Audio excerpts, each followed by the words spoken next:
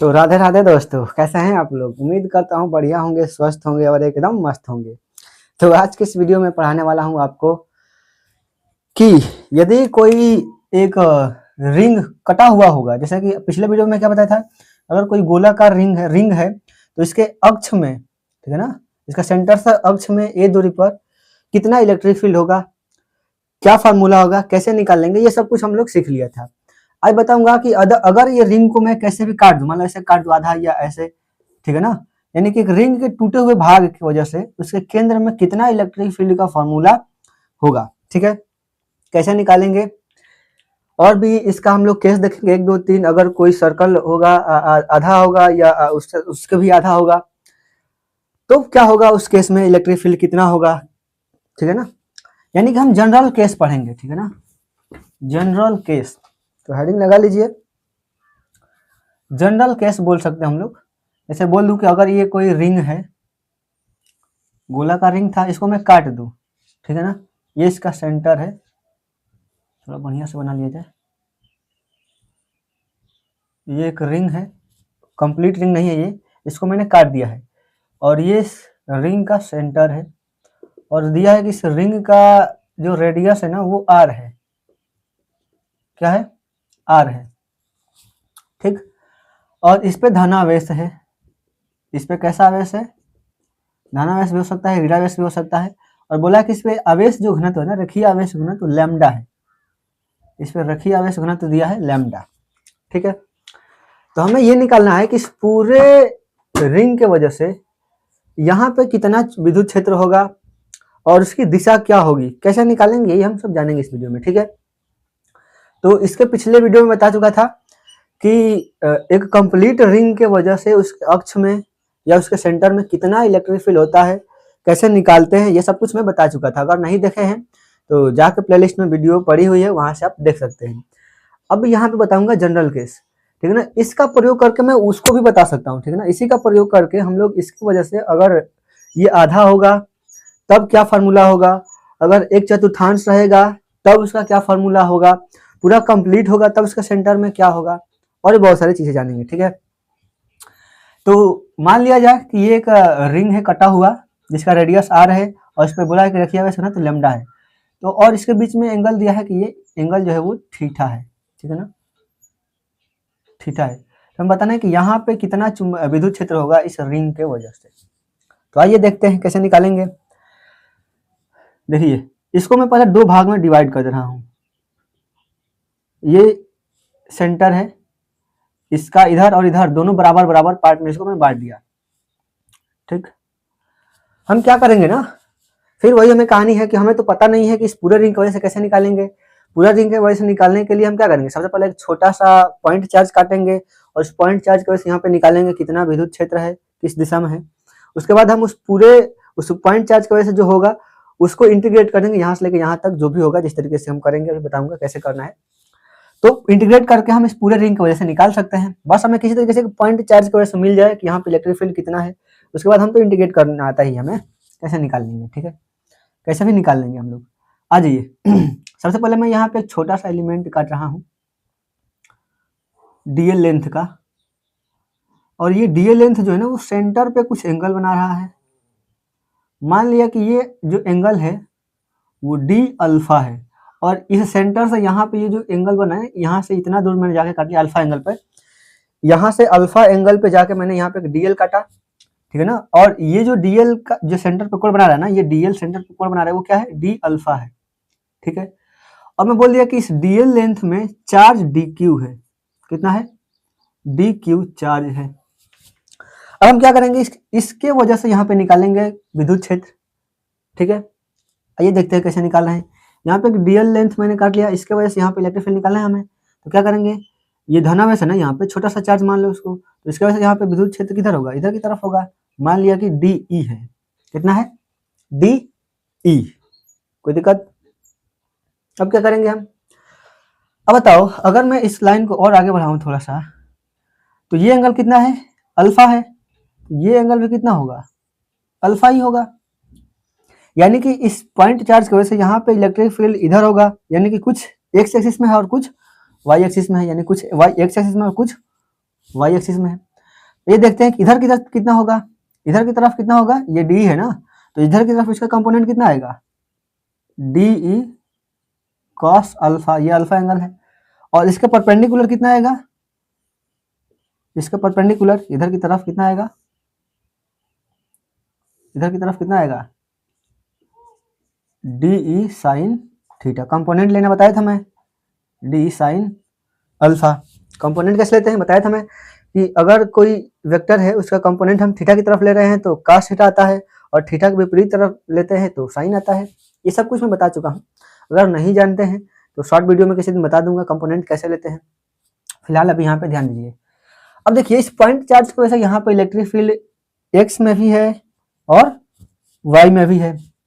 अगर मैं बात करूँ इस पूरे रिंग की वजह से इधर भी होगा, केवल इधर होगा। आइए अगर मैं इसको इसके ठीक जैसा यहाँ पे एक पॉइंट लूँ, इसी के बराबर, इसी के सिमेट्रिक पॉइंट यहाँ पे लूँ मैं, इसी से अल्फा दूर ही जाके मैं काट रहा हूँ यहाँ पे एक और छोटा सा डीएल, ठीक है।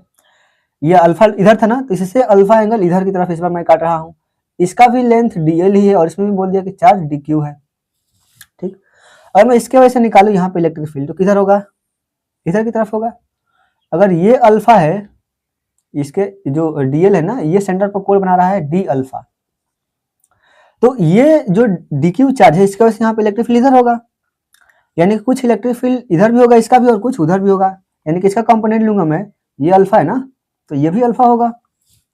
बोलो यदि इसका मैं कंपोनेंट लूं, इसका इधर की तरफ, तो क्या हो जाएगा, ये भी डी ई कॉस थीटा होगा, और इसका इधर की तरफ क्या हो जाएगा, डी ई साइन थीटा। बोलो मैं क्या किया, यहाँ पे एक छोटा सा पॉइंट चार्ज लिया, यहाँ पे एक छोटा सा पॉइंट चार्ज लिया, यहाँ पे देखा कि इसके वजह से यहाँ पे इलेक्ट्रिक फील्ड इधर है और इसके वजह से यहाँ पे इधर है। अगर मैं इसका कंपोनेंट ले रहा हूँ ना, तो कुछ इलेक्ट्रिक फील्ड इधर भी आ रहा है, कुछ इधर भी आ रहा है, यानी कि इलेक्ट्रिक फील्ड एक्स में इतना है, एक्स में इतना है और वाई में इतना है। उस तरीके से मैंने इसके ठीक सिमेट्री पॉइंट यहाँ पे लिया, चार्ज पॉइंट चार्ज, जितना दूर यहाँ से इधर लिया हूँ उतना ही दूर इधर से इधर लिया हूँ मैं। देखा कि इसके वजह से भी इलेक्ट्रिक फील्ड इधर बन रही है, यानी कि इसके वजह से कुछ वाई में बन रही है और एक्स में बन रही है। अब इसमें देखा गया ना कि ये जो इलेक्ट्रिक फील्ड एक्स में इधर की तरफ, उतना ही इलेक्ट्रिक फील्ड वाई एक्स में इधर की तरफ है, यानी कि डी साइन अल्फा इधर भी है और डी साइन अल्फा इधर भी है। क्यों ऐसा है, क्योंकि मैंने इतना ही एंगल पे इधर भी काटा था, इतना ही एंगल पे इधर भी काटा हूँ, और ठीक डीएल लेंथ यहाँ भी है, डीएल लेंथ यहाँ भी है, यानी कि पॉइंट चार्ज दोनों जगह सेम था, लेंथ तो दोनों की वजह से सेम ही है यहाँ पे। बोलो यानी कि जितनी इलेक्ट्रिक फील्ड इधर बनेगी उतनी ही इलेक्ट्रिक फील्ड इधर भी बनेगी। यानी कि हम कह सकते हैं ना कि जो इस पूरे रिंग की वजह से इलेक्ट्रिक फील्ड है वो केवल इधर ही बन रहा है, रिजल्टेंट इधर ही तो आएगा टोटल। इधर वाला और इधर वाला तो कैंसिल हो जाएगा ना, इधर वाली इलेक्ट्रिक फील्ड को क्या कर देगी, कैंसिल कर देगी, यानी कि इसके वजह से नेट इलेक्ट्रिक फील्ड इधर बनेगा वाई में डाउनवर्ड, यदि पॉजिटिव चार्ज होगा तब, अगर निगेटिव चार्ज होगा तो ऊपर भी बनेगा।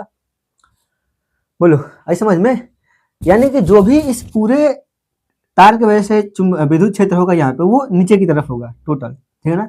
इधर और इधर कोई इलेक्ट्रिक फील्ड नहीं होगा, क्योंकि इधर की इलेक्ट्रिक फील्ड इधर वाली इलेक्ट्रिक फील्ड को कैंसिल कर दे रही है। उस तरीके से अगर मैं इसके ठीक इधर भी एक पॉइंट चार्ज लूंगा तो इसका ठीक सिमेट्री पॉइंट यहाँ पे होगा जो कैंसिल कर देगा एक्स वाले को, इसके वजह से यहाँ पे इधर बनेगा इलेक्ट्रिक फील्ड, इसके वजह से इधर भी बनेगा और नीचे भी बनेगा। बोलो अरे इसके वजह से इधर भी बनेगा इलेक्ट्रिक फील्ड, इधर भी, इसके वजह से इधर भी बनेगा और इधर भी, तो इधर वाला और इधर वाला दोनों क्या हो जाएंगे, कैंसिल हो जाएंगे, दोनों विपरीत दिशा में और बराबर होंगे। बोलो आई बात समझ में। तो हम कहने का मतलब है कि हम इस पॉइंट चार्ज की वजह से निकालेंगे यहाँ पे इलेक्ट्रिक फील्ड कितनी है डी, उसके बाद इंटीग्रेट कर देंगे यहाँ से लेके यहाँ तक, अरे डीएल डीएल काट के छोटे छोटे काट के इस तार को छोटे छोटे डीएल डीक्यू चार्ज में काट के और उन सबके वजह से यहाँ पे इलेक्ट्रिक फील्ड निकाल के सबको जोड़ दूंगा, और जोड़ने का तरीका इंटीग्रेशन है। तो इंटीग्रेट कर देंगे तो हम पूरे राइट की वजह से यहाँ पे मिल जाएगा। आ जाओ करते हैं। सबसे पहले हमें डी निकालना है, क्या निकालेंगे, डी, चूंकि हमें फार्मूला पता है। फार्मूला क्या पता है, किसी भी पॉइंट चार्ज की वजह से इलेक्ट्रिक फील्ड का फार्मूला क्या होता है, के क्यू अपान आर स्क्वायर। बोलो तो इस पॉइंट चार्ज की वजह से, इस पॉइंट चार्ज की वजह से किसी एक की वजह से निकाल के और सबको इंटीग्रेट कर देंगे। मैं इसके वजह से निकाल रहा हूँ यहाँ पे, इसके वजह से यहाँ पे इलेक्ट्रिक फील्ड निकालो। पॉइंट चार्ज कितना है, डी क्यू है, और यहाँ से इसकी दूरी कितनी है, रेडियस आर है, तो रेडियस के बराबर है तो ये दूरी होगी, यानी कि आर का मान क्या है, कैपिटल आर है, और क्यू डी क्यू है, तो इलेक्ट्रिक फील्ड कितनी है, डी ई बराबर क्या हो जाएगा, बोलो के डी क्यू अपान आर का जब क्या लिखेंगे, कैपिटल आर, इसका रेडियस कितना है, कैपिटल आर का स्क्वायर। कोई दिक्कत, बोलो, ये समझ में आया? अगर मैं इस DQ चार्ज की वजह से यहाँ पे विद्युत क्षेत्र निकालूंगा तो इतना ही तो होगा, K DQ अपन R स्क्वायर, क्योंकि यहाँ पे चार्ज DQ है और यहाँ से इसकी दूरी R है। बोलो, अब हमें DQ पता चल जाए लेमडा के टर्म में तो और बढ़िया हो जाएगा। हम चूंकि जानते हैं कि लेमडा बराबर क्या होता है, Q/L होता है। तो उस तरीके से अगर मैं इतने से DL में पूछूं, इतने से DL में कितना आवेश घनत्व है, तो इस पूरे लेंथ में लेमडा है ना, तो इतने से DL लेंथ में कितना आवेश घनत्व होगा, चार्ज होगा। तो कैसे निकालेंगे? बोलो, लेमडा बराबर DQ इंटू DQ/DL। तो DQ बराबर क्या हो जाएगा, लेमडा इंटू DL, यानी कि इस DL लेंथ में कितना चार्ज होगा, लेमडा इंटू DL, क्योंकि बोला है कि इतना आवेश घनत्व है, रेखीय आवेश घनत्व लेमडा है। बोलो, लेमडा होने का मतलब क्या है? लेमडा क्या होता है कि 1 मीटर तार के ऊपर कितना आवेश है, तो 1 मीटर तार के ऊपर लेमडा आवेश होता है, तो इतने पे कितना हो जाएगा, लेमडा इंटू इतना। बोलो भाई, ये क्या है, लेमडा रेखीय आवेश घनत्व है, यानी कि एकांक लंबाई पे कितना आवेश है किसी तार के ऊपर, तो DL लेंथ में कितना होगा, लेमडा इंटू DL। बोलो, यानी कि हमें DL लेंथ में कितना चार्ज है ये पता चल गया, यहाँ पे रख दो। D बराबर क्या हो जाएगा, K, चार्ज कितना है, DQ का मान कितना होगा, लेमडा इंटू DL अपान में त्रिज्या कितनी है, दूरी कितनी, R स्क्वायर। कोई दिक्कत? इसको मान लो समीकरण नंबर 1। यहां तक कोई दिक्कत नहीं? आज आगे करते हैं। अब हमें DL को एलिमिनेट करना है इसमें, किसको, इस DL को। अच्छा, DL को मैं यहाँ बना रहा हूँ हल्का सा, ये DL लेंथ है और ये सेंटर है इसका, यहाँ पे ये R है और ये एंगल बोला है कि D अल्फा है, कितना है, D अल्फा। यहाँ बोला है ना, ये एंगल कितना है, जो DL लेंथ है सेंटर में कितना एंगल बना रहा है, D अल्फा बना रहा है। बोला है कि ये रेडियस है और ये DL है, ये रेडियस है और ये एंगल है।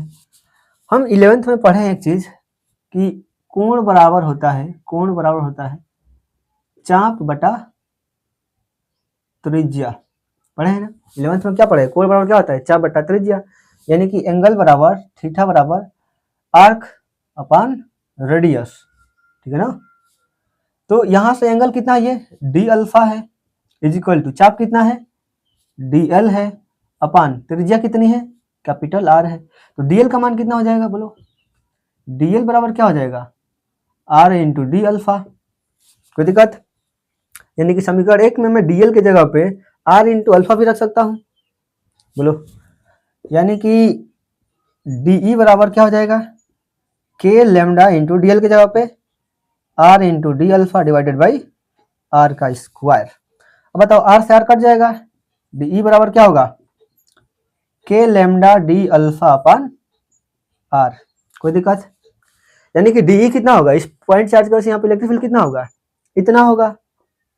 बोलो, अब हमें नेट इलेक्ट्रिक फील्ड निकालना होगा, तो नेट इलेक्ट्रिक फील्ड कैसे निकालेंगे, नेट इलेक्ट्रिक फील्ड केवल इधर बन रहा है ना, वाई में, नेट इलेक्ट्रिक फील्ड किधर है, केवल वाई में, एक्स में तो कोई इलेक्ट्रिक फील्ड नहीं होगा, क्योंकि जितना इलेक्ट्रिक फील्ड इधर बनेगा उतना ही इधर बनेगा और दोनों एक दूसरे को कैंसिल कर देंगे, यानी कि एक्स में कोई इलेक्ट्रिक फील्ड नहीं होगा, केवल और केवल वाई में इलेक्ट्रिक फील्ड होगा।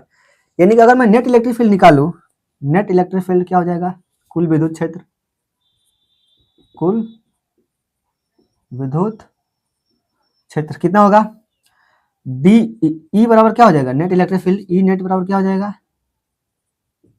इंटीग्रेशन इधर की तरफ कितना इलेक्ट्रिक फील्ड है, डीई कॉस थीटा, कितना है, डीई कॉस अल्फा, ये एंगल अल्फा है ना, नेट इलेक्ट्रिक फील्ड कितना है, d E cos alpha, d E cos alpha. यानी कि अगर मैं इस डीई चार्ज को, इसी को इंटीग्रेट कर दूं कहां से कहां तक, यहां से लेके यहां तक, इस पूरे रॉड को अगर कवर करना होगा तो क्या करेंगे, इस डीएल को सबसे पहले यहाँ पे काटेंगे, उसके बाद यहाँ पे, उसके बाद यहाँ पे, ऐसे काटते काटते काटते काटते काटते काटते लास्ट तक कहाँ पे ले जाएंगे, यहाँ पे ले जाएंगे। यानी कि इसको मुझे इंटीग्रेट करना होगा कहाँ से लेके कहाँ तक, यहाँ पे लेके यहाँ जब काटेंगे तो ये अल्फा क्या हो जाएगा, ये एंगल क्या हो जाएगा। देखो, अगर मैं इस डीएल को या इस डीएल को यहाँ पे काट रहा हूँ, अगर मैं यहाँ पे काटा हूँ तो अल्फा बन रहा है, यहाँ पे काटा हूँ तो अल्फा ही बना है। अगर मैं इसी डीएल को यहाँ पे उठा के काट दूँ, ये एंगल किसके बराबर हो जाएगा, ये अल्फा है, और ये पूरा एंगल बोला है कि थीटा, यहाँ से लेकर यहाँ तक थीटा है। तो यहाँ से यहाँ तक काटेंगे अगर बीच से इधर, तो ये कितना किसके बराबर हो जाएगा, अल्फा किसके बराबर हो जाएगा। अगर मैं यहाँ पे ये पॉइंट काट रहा हूँ डीएल, तो ये अल्फा क्या बन जाएगा, इस पूरे थीटे का आधा हो जाएगा। यानी कि इसको मैं बोल सकता हूँ थीटा बाई 2 थीटा बाई 2। अगर मैं इस पॉइंट को यहाँ पे काट रहा हूँ तो ये अल्फा किसके बराबर हो जाएगा, थीटा बाई 2 के हो जाएगा। वैसे ही अगर मैं इसको लास्ट में काटूंगा यहाँ पे काटूंगा तो क्या हो जाएगा, यहाँ पे काटूंगा तो क्या हो जाएगा बोलो, काटे काटे यहाँ पे ले जाऊंगा तो यहाँ पे काटूंगा जब तो एंगल कितना हो जाएगा, ये अल्फा किसके बराबर हो जाएगा, ये अल्फा किसके बराबर हो जाएगा, इस पूरे एंगल थीटा है तो ये कितना होगा, थीटा बाई 2 होगा। यानी कि जब इस पॉइंट को मैं यहाँ पे काटूंगा तो ये अल्फा किसके बराबर बन जाएगा, थीटा बाई 2 के। कोई दिक्कत, यानी कि मुझे इसको इंटीग्रेट करना पड़ेगा, इधर काटूंगा तो माइनस का थीटा बाई 2 लूंगा और जब इधर काटूंगा तो प्लस का थीटा बाई 2। यानी कि इसे मुझे इंटीग्रेट करना होगा माइनस थीटा बाई 2 से लेके प्लस का थीटा बाई 2 तक। कोई दिक्कत, अगर मैं इसी इलेक्ट्रिक फील्ड को इंटीग्रेट कर दूं यहाँ से लेके यहाँ तक तो नेट इलेक्ट्रिक फील्ड मिल जाएगी। जब इंटीग्रेट करते हैं इसको, देखो ई नेट बराबर क्या हो जाएगा, E net is equal to integration minus theta by 2 से लेकर थीटा बाई 2। डी का मान कितना है, डी की जगह पे क्या रखेंगे बोलो, K lambda d alpha upon r और इंटू में ये क्या है कॉस अल्फा। बोलो कोई दिक्कत, जो कांस्टेंट है उसको बाहर ले लेंगे तो ई नेट बराबर क्या हो जाएगा, इंटीग्रेशन माइनस थीटा बाई 2 से, सॉरी जो कांस्टेंट है उसको बाहर ले लो पहले, तो के लेमडा और अपान आर क्या है कांस्टेंट है, बाहर आ जाएंगे, अंदर क्या रहेगा cos alpha into D alpha, कहाँ से कहाँ तक माइनस थीटा बाई 2 से लेकर थीटा बाई 2 तक। कोई दिक्कत बोलो, अगर मैं कास थीटा को इंटीग्रेट करता हूँ तो कास का इंटीग्रेशन क्या होता है, के लेमडा डिवाइडेड बाई आर, कास का इंटीग्रेशन क्या हो जाएगा साइन होता है, यानी कि साइन अल्फा हो जाएगा, कहाँ से कहाँ तक माइनस थीटा बाई 2 से थीटा बाई 2 तक। कोई दिक्कत, यहाँ तक कोई दिक्कत नहीं होनी चाहिए, यहाँ तक पहले नोट करो, उसके बाद इसे मिटा के उसको आगे करूँगा। हो गया, चलो आगे देखो, ये मैं मिटाता हूँ इधर,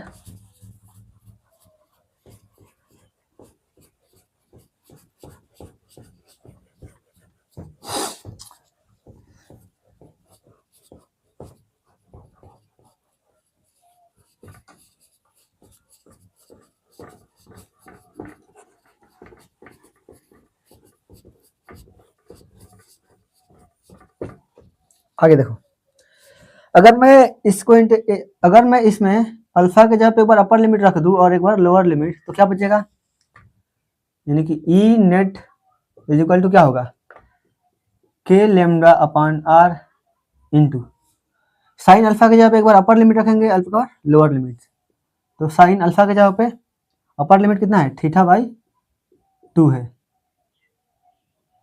माइनस लोअर लिमिट कितना है माइनस का थीटा बाई 2 पुट कर देंगे।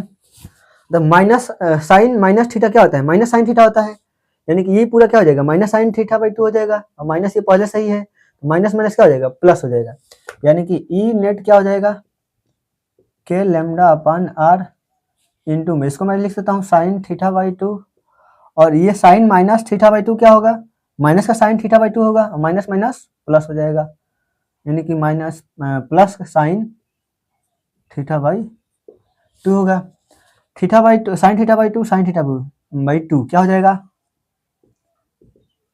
के lambda into upon r into ये 2 क्या हो जाएगा, ये 2 साइन थीटा बाई 2 होगा।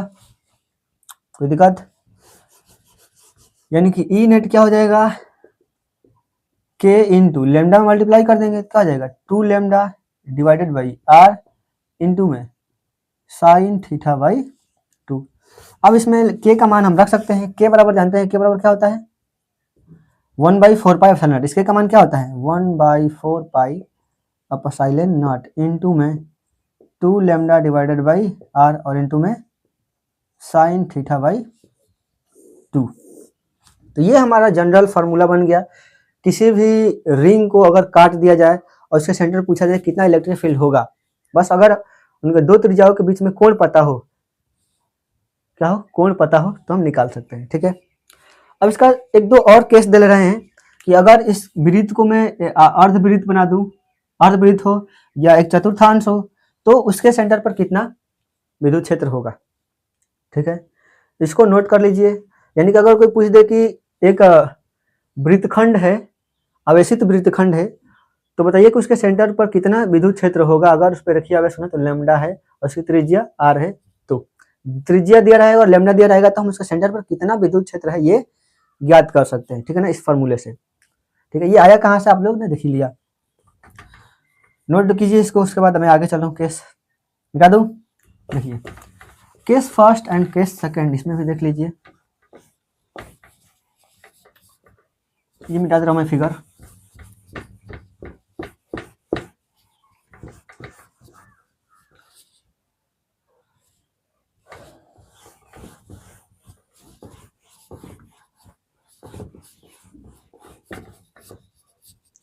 यानी कि हमें फॉर्मूला पता चल गया कि अगर कोई वृत्तखंड है ऐसे, और पता है कि इस पे मुझे आवेश दिया गया है लैम्डा, देखिए आवेश करना तो, और उसका सेंटर जो है ये है और इसका रेडियस r है और इसके बीच में एंगल थीटा है, तो हम यहाँ पे इलेक्ट्रिक फील्ड निकाल सकते हैं। इधर की तरफ होगा, कितना होगा, E बराबर 1/4 पाई एप्सिलॉन नॉट 2 लैम्डा अपन r इंटू में साइन थीटा बाई 2।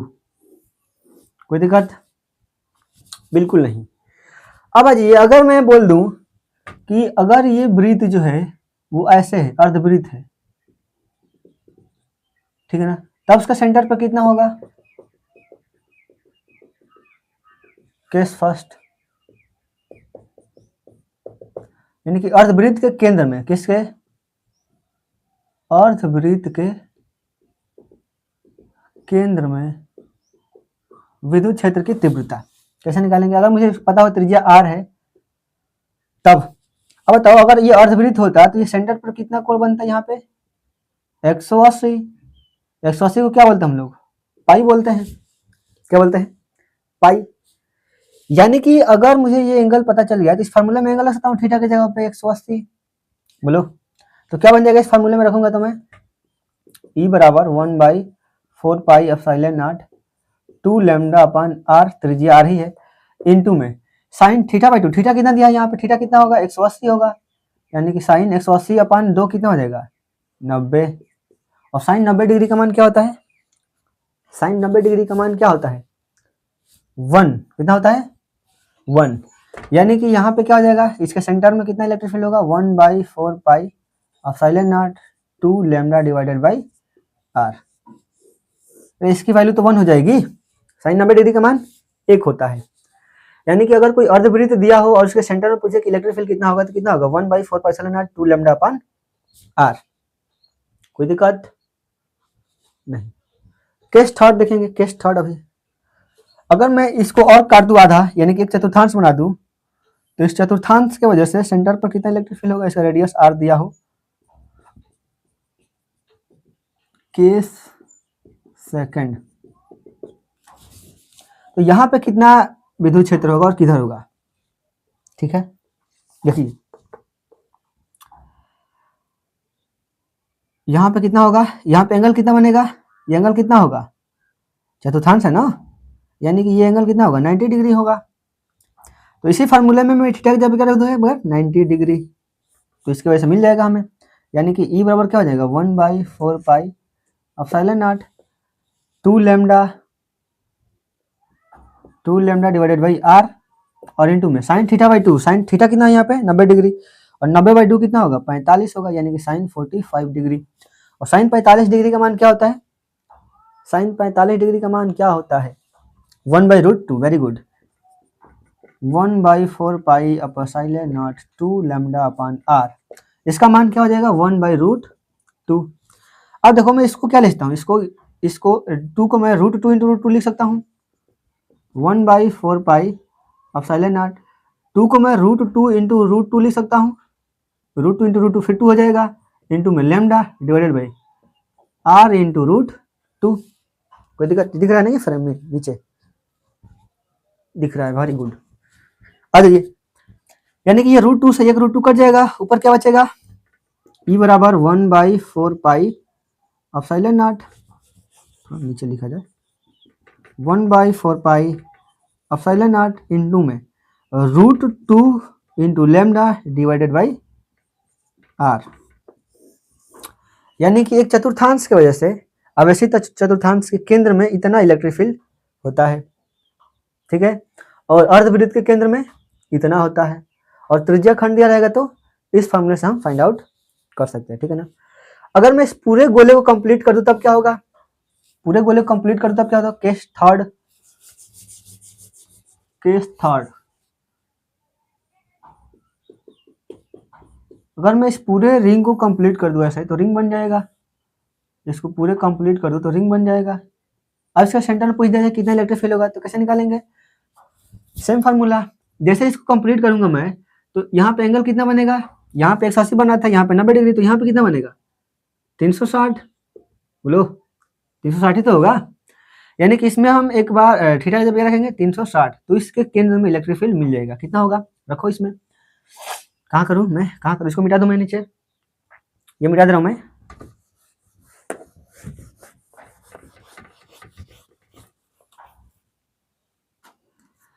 इसके बाद सेंटर में निकालेंगे कितना हो जाएगा, फार्मूला पता है 1/4 pi epsilon naught 2 lambda divided by r into sine theta by 2।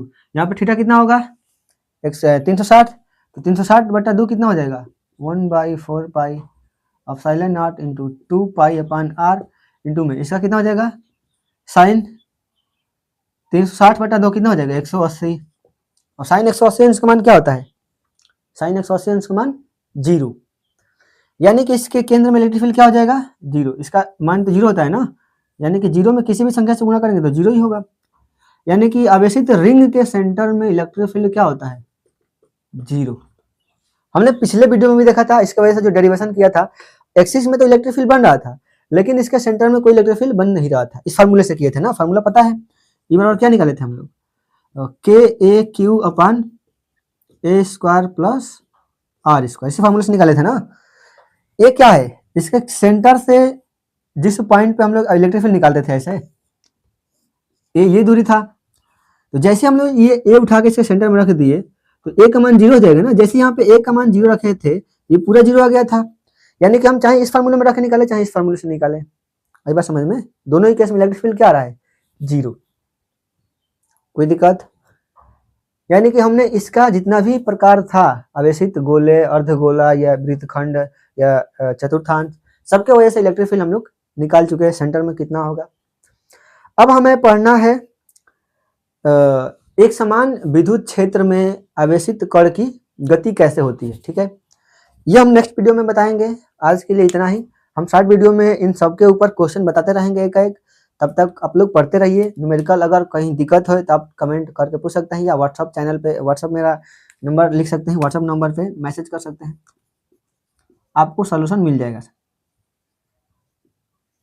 ठीक है ना। इस नंबर पे आप लोग व्हाट्सअप कर सकते हैं, ठीक। तो मिलेंगे नेक्स्ट वीडियो में अलग टॉपिक के साथ, तब तक के लिए गुड बाय।